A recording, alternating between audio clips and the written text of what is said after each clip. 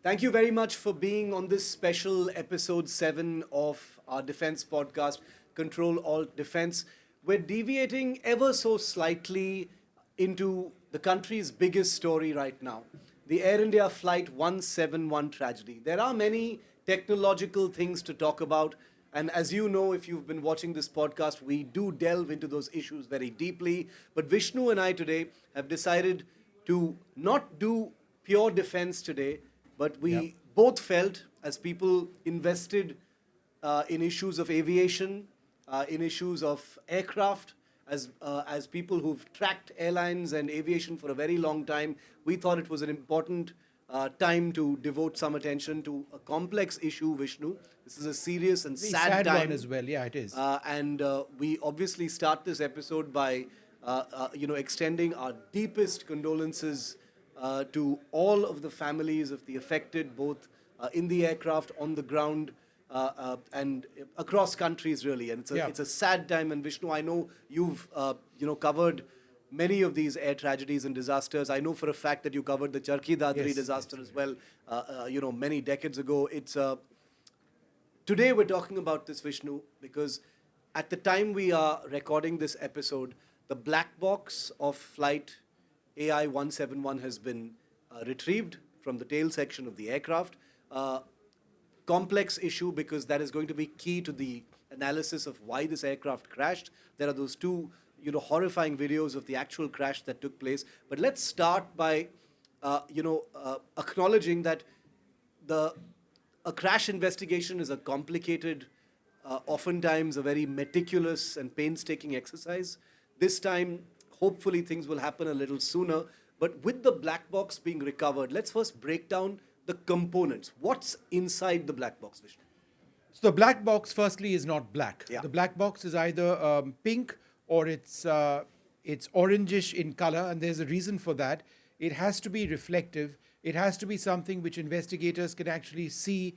It catches their eye. It's Amidst designed all to the do debris. that amidst all the debris. Number one. So it's not a black box. It's anything but black. There are two components primarily of a black box. There is a DFDR, which is a digital flight data recorder, and then there is a cockpit voice recorder, or a CVR. These two components are located very close to each other, and in the case of the Boeing 787, they are located in the tail segment of the aircraft in an enclosed space which is hardened to ensure that the DFDR and the CVR, in other words, the black box, survives a crash. Right. That's the basis of it. And I can talk more if you like about it. No, absolutely. It's likely to be a Honeywell system in the 787, right? And these two systems, when they work together in modern aircraft, in simple terms, are almost plug and play. Yeah. This is solid state recording, equipment, which it's essentially a sophisticated hard drive. Yeah.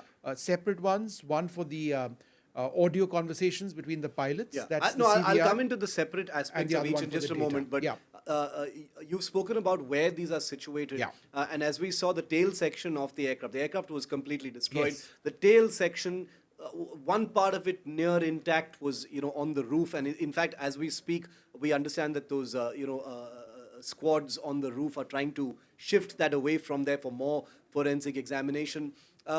Let's go one by one in those two components that you just named. The DFDR, which stands for Digital Flight Data Recorder. That is where all criteria, measurements, performance of the aircraft, I'm assuming all of that on a second by second basis across the duration of this flight. And this flight lasted 32 seconds. That's it, Vishnu. From takeoff till impact was 32 seconds. So I'm assuming that 32 seconds of flight data will be in that recorder? Much more than that, in fact. Firstly, Including from the ground. if you look at the cockpit voice recorder, I'll talk about the DFDR also. Okay. Yeah. It could be, depending on the exact variant of the Honeywell system used on this aircraft, be recording the cockpit voice conversation for a period of 2 hours, after which it auto-deletes, and then it starts recording again. But if there's another more sophisticated variant, which I believe is the case, then it would be 25 plus hours of their conversations which are recorded of pilots and then scrubbed over. In terms of the DFDR, or the Digital Flight Data Recorder, it records, as I understand it, more than 1,000 parameters on every aspect of the flight. So, for example, what we can establish in this case is that there was a loss of thrust in the engines, the Gen X engines on board, the General Electric engines on board this aircraft, each developing 70,000 pounds of thrust. Mysteriously, there appears to have been no thrust coming out of either of those engines, or even if there was, it wasn't enough, obviously, to sustain flight. Why is that the case? The DFDR is going to have details about that, second by second data about the where exactly the thrust lever of the aircraft was, how much the fuel consumption at that particular point was, the actual airspeed corresponding to the position of the thrust levers at that stage, where exactly they may have been in the runway, right? Upwards of 1,000 criteria. And I'm just talking about the throttle quadrant at this stage, and I'm talking about the performance of the engine. There's the entire performance of the fuel flow that it'll be looking at.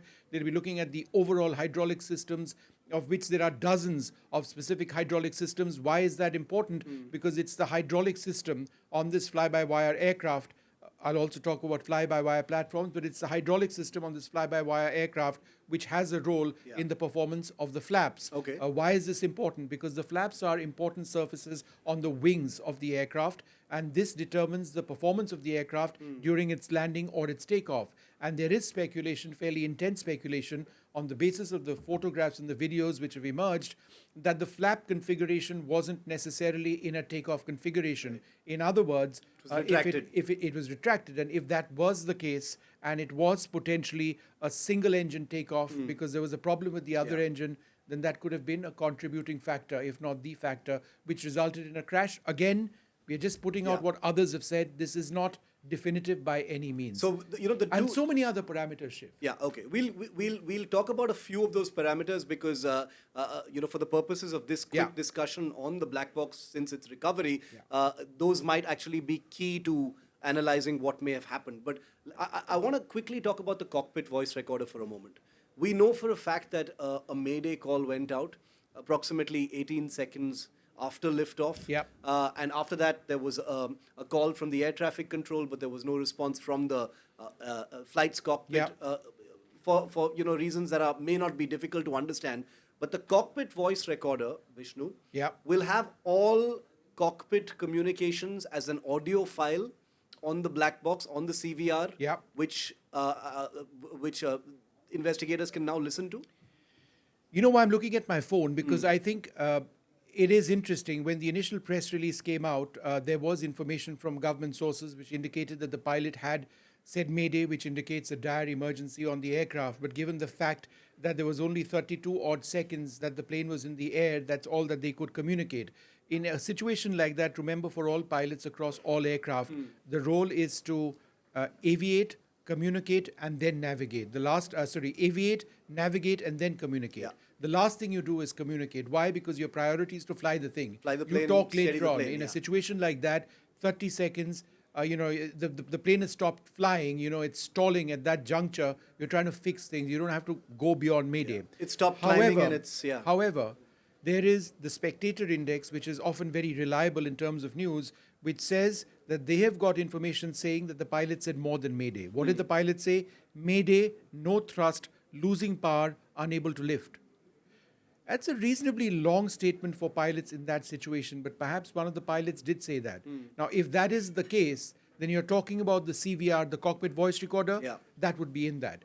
And if this is true, right, it clearly establishes that the pilots did not have power on the engines. Why, they do not know. We are losing power. That also establishes that there was power, but it's coming down. There obviously was power because as that plane barreled down the runway to a speed of approximately 174 knots, right, it was okay. They crossed that decision point, which is called V1. They rotated up over until there. That point, everything was okay. It took off. Shiv, the plane took off. And then there was a catastrophic loss of power, presumably on both engines. And if it was just one engine, then we're looking at a one-engine scenario where the plane hasn't climbed out. Why is it not climbed out? Again, could it be because of improper flap configuration? The cockpit voice recorder will record the conversation between the pilots. Now, that is a critical part of it. But many of our viewers will say that, that's it. That's the key point that we want. No, in fact, the DFDR, the Digital Flight Data Recorder, has a lot more in terms of data, which would be far more definitive than what the pilots in the cockpit are saying. Why? because the pilots may be thinking something, but if the aircraft is performing in a particular way or malfunctioning in a particular way, what they're communicating may not be what's happening to the aircraft. So if there are errors in the aircraft from multiple systems, I've just named a few of them. The electrical systems, for example, could easily be involved in something like this. Those are data points and error messages which are recorded in the DFDR. It's just downloaded. Yeah. And I just hope and pray, Shiv, that it's not damaged. Yeah. Because there are protocols and ways to ensure that data can still be retrieved from a damaged DFDR, but and black box as it were. But I just hope that that's not the case. Yeah, I hope so too. And what gives me hope in this is, if you remember the 2009 Air France crash, Flight 447 in the Atlantic. Months, right? There was months. I think it was actually a year or so later that submarines found the black box. About 6 kilometers deep, and they had a full picture of what happened in that terrifying flight. Vishnu, there are key parts of the aircraft that will tell a large part of this story. Yeah. The engines are most certainly going to be one of them. I'm guessing control surfaces, some of the other things you talked about as well. If there are 1,000 criteria, airspeed, angle of attack, all of these things that are recorded down to the minutest details, second by second, a digital map for investigators that they are potentially looking at even as we speak right now, because I'm assuming, without trying to simplify things, that a black box is ultimately a sort of plug-and-play device. Yeah, it is a plug-and-play device.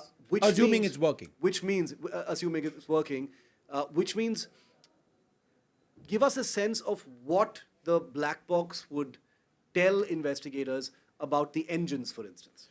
It would tell you where, at the exact point at which it started not thrusting. Yeah. Right? Was it one engine or was it both engines? Was there, the application of the thrust levers, whether they were, equal, whether there was differentiated thrust which was actually being applied. That would seem odd, perhaps not applicable in this case because the plane was sort of flying directly. Did the pilots, when power started going down or at any stage of the flight, apply toga, or that's to go around power, or maximum power? Because remember, in several cases, you do not necessarily take off with maximum power. The management system of the aircraft, in order for airlines to ensure that fuel is saved, take into account the weight of the aircraft, the runway conditions, the temperature, which has a huge bearing on the performance of the aircraft, and offers an optimal solution whereby you can actually use thrust only to a certain extent, save fuel in the process, and take off safely. But in a scenario like that, and we don't know what mode the pilots were actually using, if there is any problem which takes place, all you need to do is either push a button on the throttle quadrant or just slam it, right, all the way down for an instant delivery of power. It's not quite instant.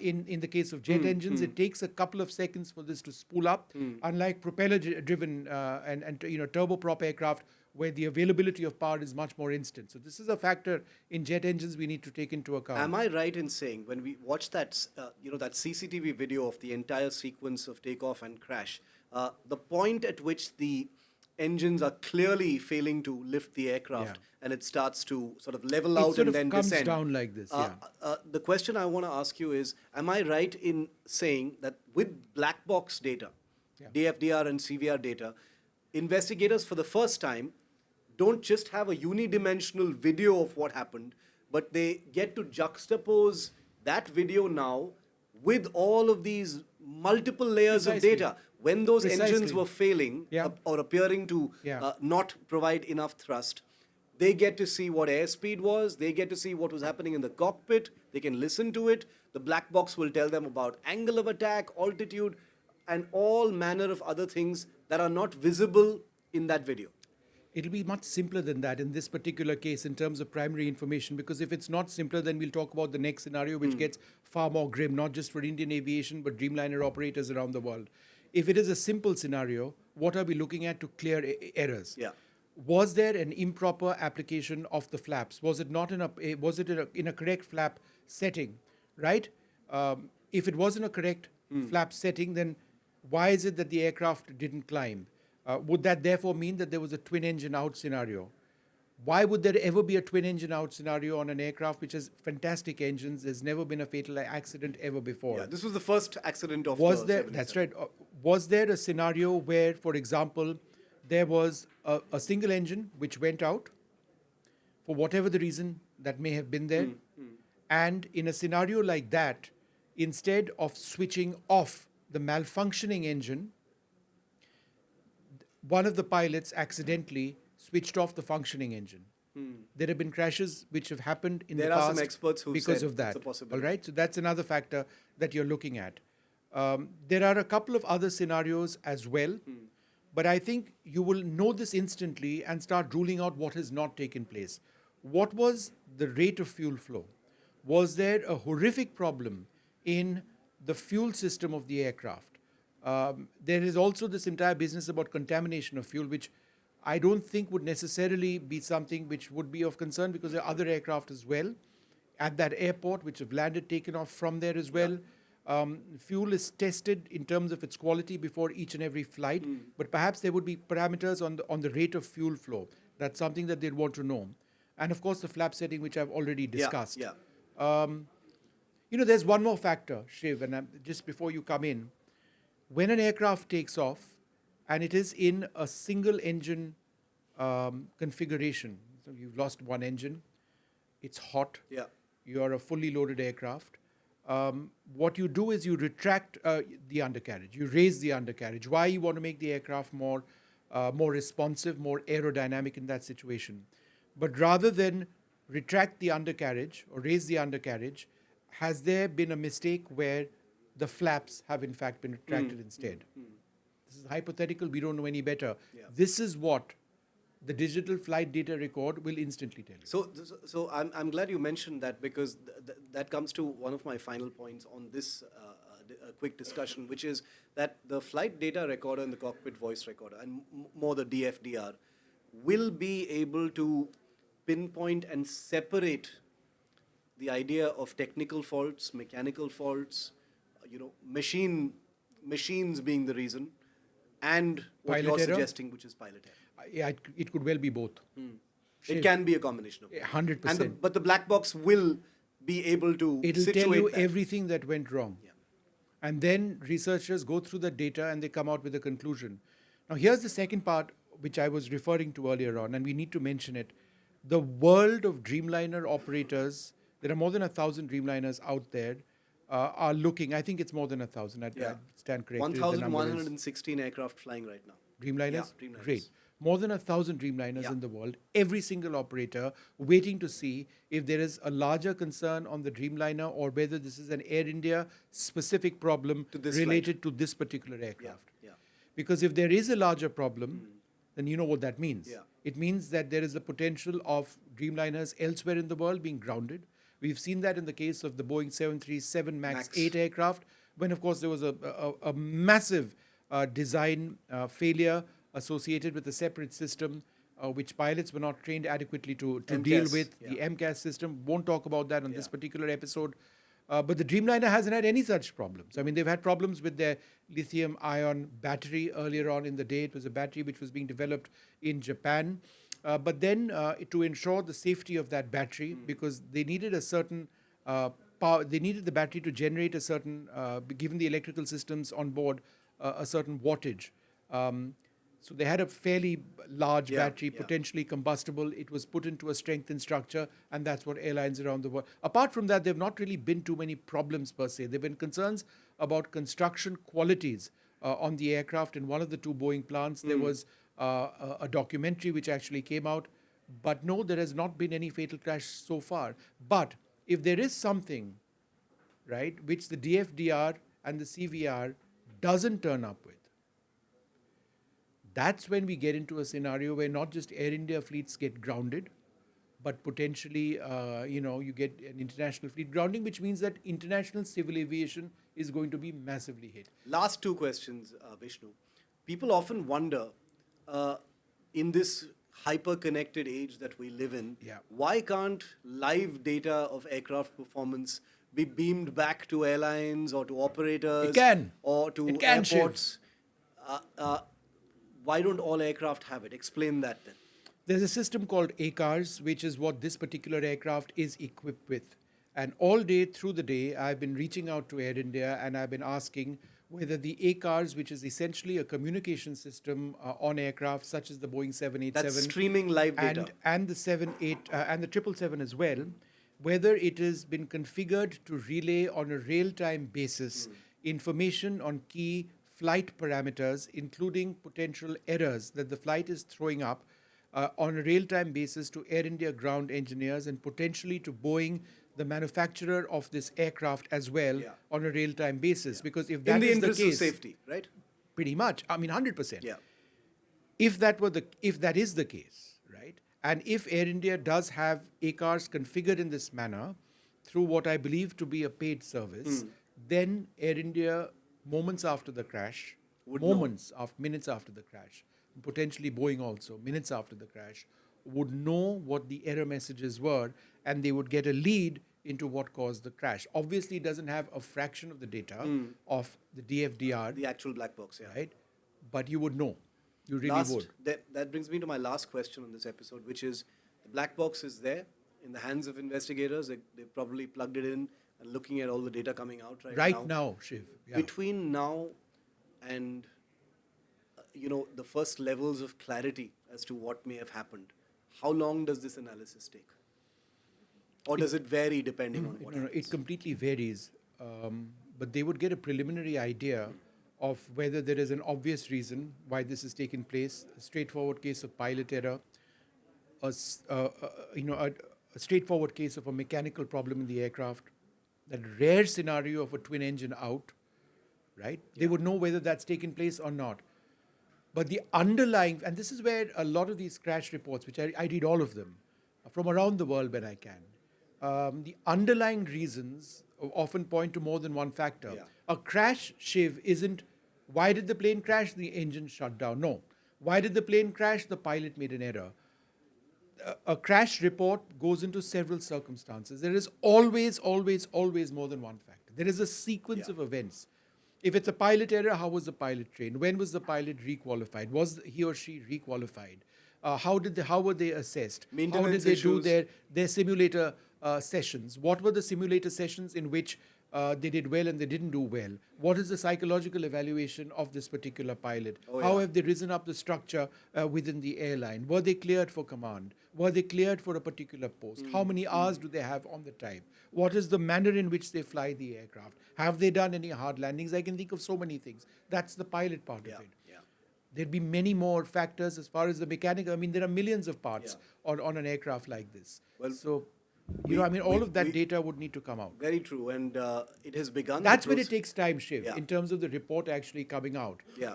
Saying that, okay, we have the broad idea, but we have to, in our report, state the underlying reasons which have caused the crash, because it's only once you do that and you are duly diligent in coming out with the report that you prevent something, there's a learning experience, not just for your airline and your crew, whatever it is, but for airlines around the world. The terrible loss of this tragedy is something that the families, the country, the aviation world is going to be dealing with for a very long time. The damage is done, the loss is irretrievable, Vishnu. And as we end this episode, let's only hope that the investigation is a quick one. There can be clarity, there can be closure. Transparency, Shiv. Transparency as well, because this is not just any crash. This is a crash that literally has international ramifications for civil aviation here in India, and we all know how civil aviation has been struggling post-COVID as well to make a comeback. But the hard questions need to be asked and answered, and we will continue to do that here on this podcast on NDTV as well. So Vishnu, this has been very illuminating, and Vishnu and I and our team will be continuing to shine the light on some of these more complex issues as we and a country begin one of the most complex, potentially, aircraft accident investigations. Thanks for watching. Thank you very much.